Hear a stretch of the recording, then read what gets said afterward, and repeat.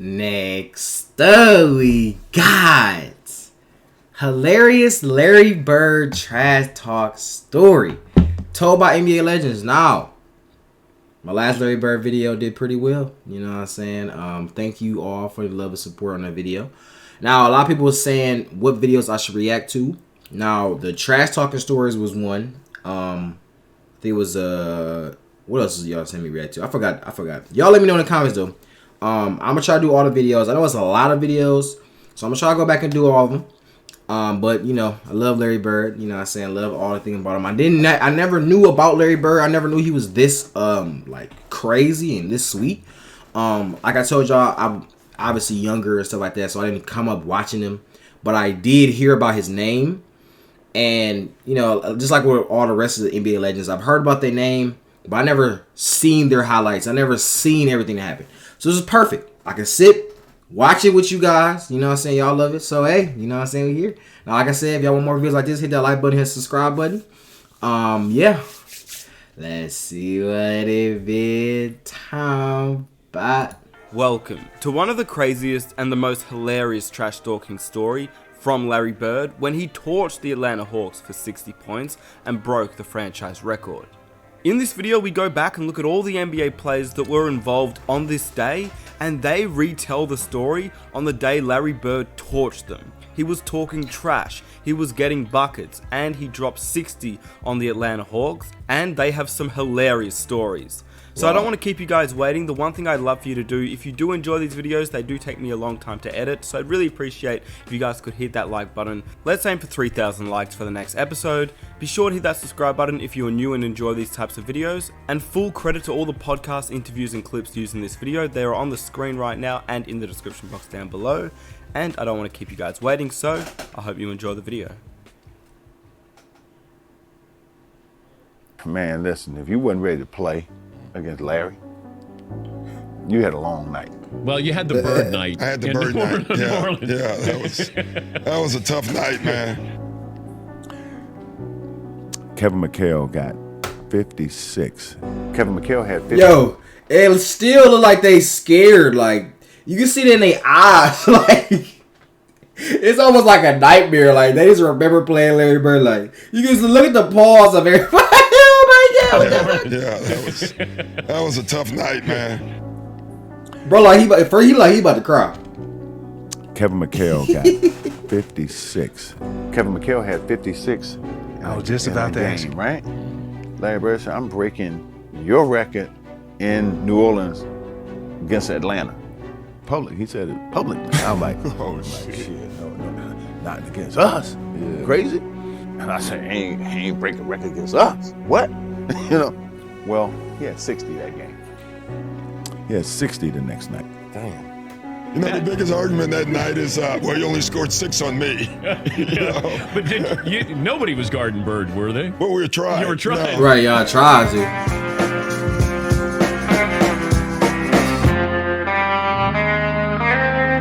All right, sit back, get your snacks.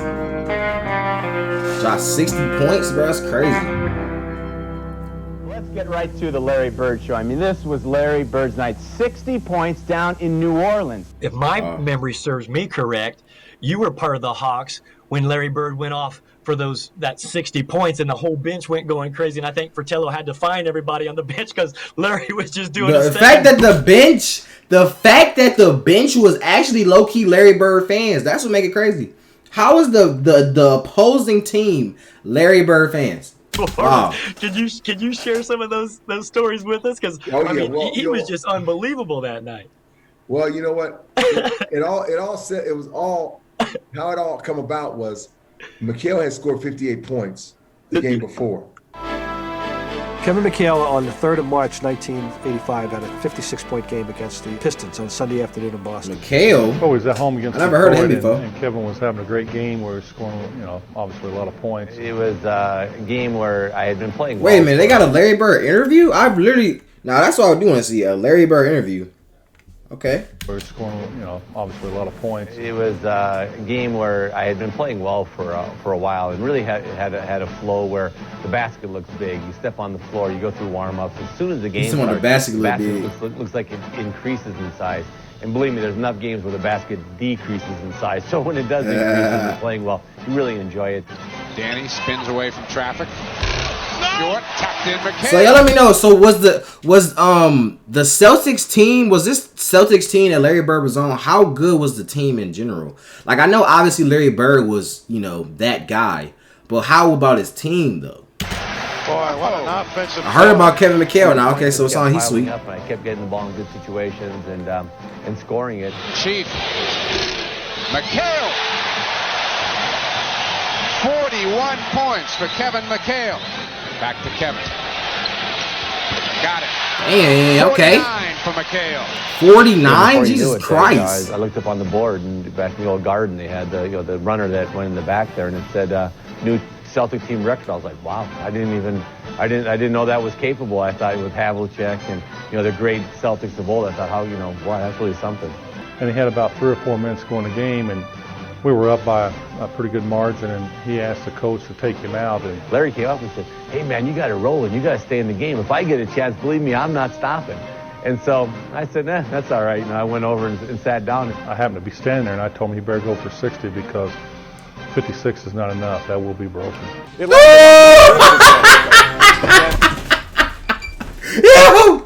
He said, hey, he low-key said it, though. He low-key said, like, bro, it's not enough. It's going to be broken, like, and by me. And when I say it be broken, not by somebody else, by me. 56 okay. is not enough. That will be broken. It lasted about 9 days, as a matter of fact. And there I go, getting 56, feeling pretty good about myself. And towards the end of the game, I said, I'm going to come out. A minute and a half or 2 minutes ago in the game, Larry came and said, were you crazy? I said, no, I'm had enough, man. We're ahead. And he goes, if I get that hot, I'm not stopping. And Larry told McHale, and he publicly put it out there, I'm gonna outdo that score. I think Kevin made a big mistake. He should have tried to get 60, 62 because he had plenty of time left. Larry, after the game, kiddingly told Kevin, you should have gone for 60. He said, you should have kept going because that may not last. I'm outscore you the next time we play. What happened to be against the Atlanta Hawks. Tell us about it, Sneak. Tell us about Larry Bird. Seems like you have some experience on this topic. Tell us about it. A lot of experience. I give you a game. Well, Kevin McHale scored 57 one night. So Bird said, I'm going to break your record against Atlanta. I'm like, I'm going to get 55. Bro, the fact that Larry Bird can literally call out what he's going to do and then do it. I can't even say, that just blows my mind, bro. How, Larry Bird, bro. I understand. It's like, now I understand why people was talking about Larry Bird. I understand why I remember hearing his name a lot. You know what I'm saying? Like I said, never watched no highlights and nothing like that. But now I know. This dude was literally calling out what he's going to do, then does it. It's one thing, because a lot of people just be talking all day. They just talk. Bro actually did it. He did it, bro. What? In New Orleans. You were playing the Hawks, and it was one of those times they were playing some home games down in New Orleans. And it was in a neutral site, and I know that Larry was always telling the ball boys, hey, go find out the scoring record. As he was getting taped on the tape table, he would always say, hey, go find out the scoring record in this gym. Hell, it was a week or 10 days later, we're down in New Orleans, and he just got on fire. I walked on the court, and we're playing the Celtics. And he tells me, yeah, big fella, you're in a little trouble tonight. Well, I was coming from Italy. I had a pretty good season, so I'm like, who does he think he's talking to? I'm the big dog. You don't get this. So he made a few moves. I stole the ball from him. I went down, took off, dunked on his head hard. Boom. Ooh, okay. Yeah, he has some talent. All right. Way up. Came down another one. Boom. Taken away by Antoine Carr. Really handle it. 3-on-2, Carr all the way. Ooh, that boy dunk it. All right, I like that. Yeah, baby Hawks, my behind. You in trouble. And I'm running my mouth, which I shouldn't have done. I guess I got him fired up. And then Dominique obviously got him fired up.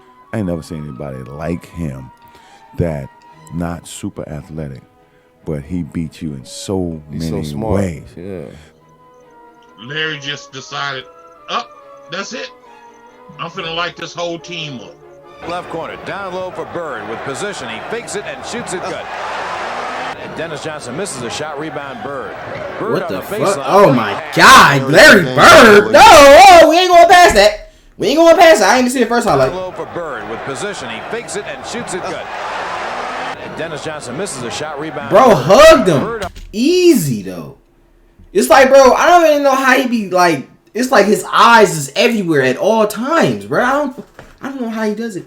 I honestly do not know how he does it, bro. I don't know how he does it. Larry, that game was unbelievable. Just absolutely unbelievable. Dominique guarded him. Back then, you had to guard each other.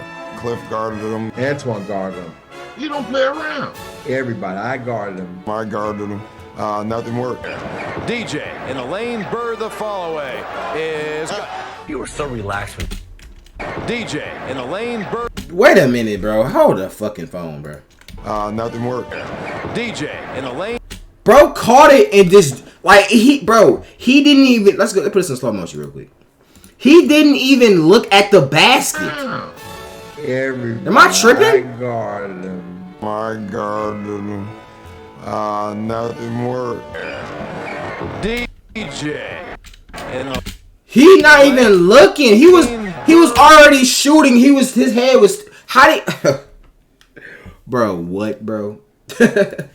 This dude can basically make shots without even looking at the basket. The fall away. What the fuck, bro? you were so relaxed when you played basketball. There was something about you just enjoy playing I basketball. bet Larry Bird could go out there with literally a blindfold on. He can go out there with a blindfold and still go crazy.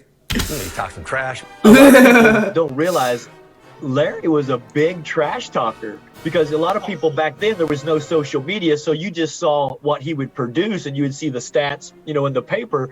But man, Larry would talk some trash and then back it up and tell you exactly what he's going to do and then do it right on you. Well, see, that's why I say it's not trash talking. Because he's actually doing it to you. Yeah. He's letting you have it. Up high is Parrish. Off to Real Bird though. for the open 20-footer. It's good. Left wing Wedman, down low Bird. He gets away from the steal. The layup is good. Right corner Bird. Backs in. Posted up Bird. Takes the jumper and hits it. You just When can't the guard guy's him, bro. literally coming up the court, calling his shots. Bird talked a lot of trash. We're on the free throw line, and he literally says, This next play, when we come out, left side, over across the three. this spot, and I'm gonna bust you right in your face. Right? You come out, that spot, shoot, game over. And you're listening to him. That's a tough feeling. And so it was a bad night. And just super smart basketball. But he had the heart of a lion, man. Yeah. Forget about his scoring attributes and his IQ. His toughness, competitiveness was unmatched. Bird posted left, takes the jumper and hits it again. Ray Williams down low for Bird, who feels it and takes it and drills it again. He's unbelievable. 5 remaining in the third. Bird for the bomb, got it again, a three-pointer. You're seeing the greatest in the game, Larry Bird. I mean, everybody was entertained by this. Even That's one the on guys five. on That's the just Atlanta. a- The guys That's on what the I'm Atlanta saying. bench. Fine for that, I heard. Yeah, watch the They got reactions five. on the Atlanta bench. Bro, these dudes they literally fanboying mid-game, bro. That's gotta be the funniest thing ever. That gotta be the funniest thing ever. Yeah, when you get Now watch Cliff Livingston over here. I think this is Cliff. What the fuck, bro? Makes a jump shot, and the Atlanta players are high-fiving each other like, man, this guy's so hot. Johnson, a lead for Bird. They want him to keep scoring too. Bird takes the jumper and hits it again. Bird has 54. He was so hot that he was shooting threes with his left hand. And I'm like, What? He shot threes with his what? What did he shot threes with? his left hand. Huh? This gotta be a joke, right? He's playing with both hands? Like it's nothing? What the fuck? Yo, what is that, bro? Bro, who is Larry? This dude Larry Bird, what? He might just be the greatest of all time, bro. I'm not gonna lie. The greatest of all time, bro. Let me know in the comments who y'all think the top 3 of all time is. I'm like, He would tell you he's going to shoot the ball off the glass on the right side. and I'm guarding him like the hell if you are. I'm on him like glue. Like he owed me $20. I'm following him everywhere. Yeah. He went down, set a down screen, set a cross screen, set a back screen. I was like, okay, he's away from the place I ain't worried about. Next thing you know, I get a back screen. I'm fighting over the back screen, trying to get there. He gets the ball. He looks at me. Too late. Shoots off the glass. What the fuck? I mean, Larry was one of those guys who was slow, but you know what? He knew how to play the game before you even got to him. And that's why, and that's one thing I would say, like that's why like fundamentals and stuff like that is so key. Like even if you are like naturally athletic, and you can do all this jump high, whatever, bro. If you don't know how to play the game the right way, you ain't gonna be able to win nothing. If you ain't got the IQ, you ain't gonna be able to win nothing. You know what I mean? All that don't matter, bro. You gotta have the fundamentals of the game first, bro. And the fact that Larry Bird wasn't that athletic, he wasn't the person jumping up and dunking on 17 people at mid game, all that shit. You know what I'm saying? And he still was dropping 60 points. That tells you a lot. Now imagine if he was. I think if Larry Bird was that, like way more athletic, imagine the player he could have been. And that was a game that everybody was just jumping off. Yeah, our bench was celebrating. You know, I ain't never seen that. I think Bird went by the bench one time too. He fell in the bench. Oh, he did. Yeah, and he called that one. Well, it was one play that that Antoine Carr was guarding him, and Antoine let him get the ball. And he goes to make a move, and I'm thinking, I've got to stop him. And he was shooting the three, and Antoine ran at him hard. I got a few fouls, so I forearmed him. Fouled him. He's falling down. He shoots that shot and he hollers, "Money!" He literally said, off the glass into the trainer. He called it. Oh! He fell into our trainer's lap. It was an N1 3-point shot. What the fuck? No, bro, this nigga Larry Bird, bro. What the fuck? Bro, what? Are you serious? Trainer's lap. He fell into our trainer's lap. It was an N1 3-point shot. He said he called it. He's calling these shots. Bro literally got fouled. It do not. You can literally cheat. You can be cheating against Larry Bird, and it still do not matter. What the fuck? And our players was cheering for him. And Bird falls into He's all. Larry Bird. Oh my God! I got the other team cheering for him and shit. That's hilarious. Well, he made the shot so well that it's like he almost dunked on me because the ball went down through the net, and you could hear that pow. That's when I got off the bench. I'm waving the towel, slapping each other, high five. Yo, look at these niggas. We having a good time. And I'm okay. I ran over, picked him up, and said, "Hey, you a bad boy." And I'm never talking stuff again. Dennis Johnson. Bird is on the baseline coming out right. There's Bird. Bird, 14 seconds, he got fouled. He hit the shot. They're not going to count it. And Bird falls into Joe O'Toole. They're not going to count it. And I guess the one shot that you'd love to have him have counted was that three-point job you threw in going out of bounds. I think that was the toughest shot all night, and it looked like it was going in, but you never know from that distance. And when you got it rolling and you shoot the ball on line, it's usually going to go in. And I thought that one probably should have counted, but I don't know. You know what I just thought about? Have I ever seen this nigga smile? I don't think I've ever seen Larry Bird smile, bro. That's another thing too. Like with these all-time greats, or not, I ain't say all-time greats, but they personality be like Larry Bird's personality is like very dull and like very subtle. You know what I'm saying? Even if he can literally make the game-winning shot, finals, right? Game-winning shot in the finals to win the finals, and he will literally look just like this. He just dropped 6. This is interview after the game, so that means he dropped 60. He dropped 60, right? And he's looking like this. Look at him. Rolling and you shoot the ball on line, it's usually going to go in. And I thought that one probably should have counted, but I don't know. Everybody else would be happy as hell. You know what I'm saying? They'd be like, Like, oh yeah, bro is like, don't care. Chill. I made sure every one of them get fined $3,000. As you should. Fine all them idiots right there, for cheering for him. Antoine Carr and Cliff Levingston got fined by Fratello, I think. And Eddie Johnson for celebrating. So Fratello told me, Ricky Brown, they had to get Sly Williams, Eddie Johnson to meet in his room after we get out. If we get settled in our room, come up to his room, and we went up there. He had the game on. We sit on the couch, elbowing each other like laughing. Just look at that. Mike Fratello said, man, look at him. He's kicking our tail, just wearing us out. And you guys on the bench high-fiving each other. Celebrating Bird. Yeah, it was the best film session. Every time when I see Mike, we still laugh. God, it was so good. It was the greatest film session ever because back then you didn't have, you watched the real game and just went, with a video. And Mike rewound the celebration 20 times. He just kept, not the shot, he just kept rewinding it. Showing the guys, you remember they're giving each other high five. And then, bro, that's hilarious. Did you tell me that they kept rewinding it, bro? What? They kept rewinding it. Now, that's the funny shit. That's definitely what coaches would do. My coaches back in the day would definitely just did some shit like that. He would have did some shit like that and just didn't say anything. He would just kept looking at it, just kept looking at it. He just kept rewinding it.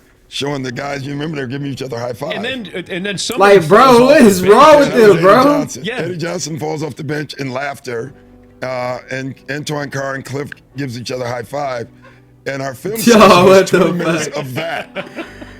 And you guys on the bench high fiving each other. That's gonna cost each one of you guys $100. And Fratello wouldn't let it go. It just kept $100. Rewinding. What the hell? I left out of that room and said, that's the best $100 seat I ever had. Coach. It's almost like they bought a ticket to the game. Yeah, for real. They got fined $3,000, right? Yes. Now, we watching the film the next day, and we looking at everybody. Now, Fratello fined everybody $3,000, but what y'all didn't see was he was sitting down like, you know what? And you should have filed Fratello $10,000. This can't even call it. Well, I didn't see it. You should have filed Fratello $10,000. I ain't see it. Call it double team. Can't you get it out of his hands, coach? Even the coach was like, ooh. And that show you how hot he was. Larry, put on a show that night, and I mean, just to get the whole Atlanta bench going crazy on some of the shots that he was making down the stretch was a pretty good indication. I'm not sure I've ever seen that before. Larry was a phenomenon. He was an amazing competitor. He was something else, man. And Larry's 6'10". Great passer, great rebounder, unbelievable scorer. Bird, the he was 16. I know he was 16. Drills it again. Up his toe. Right corner. Bird bomb. Good. He hurt his toe. Doc Rivers back in. Bird. They open the right side. Bird the follow away. He drills it again. That's the best shooting I've ever seen in the game. Yes, indeed. One more basket will tie the record McHale set for most points by a Celtic in one game. And McHale didn't set it more than a week ago. If he makes these two foul shots, he will tie McHale for most points ever by a Boston individual in a game. Isn't that an amazing coincidence? Well, he's at 56 before Larry Bird has. So one thing I wonder is I want to be going through his head as he just going crazy. I wonder what his mindset is. I wonder what he be thinking about. And that's with anybody. Right now, what is he thinking? Gotta make these free throws. He can tie the Good form. 56. Amazing.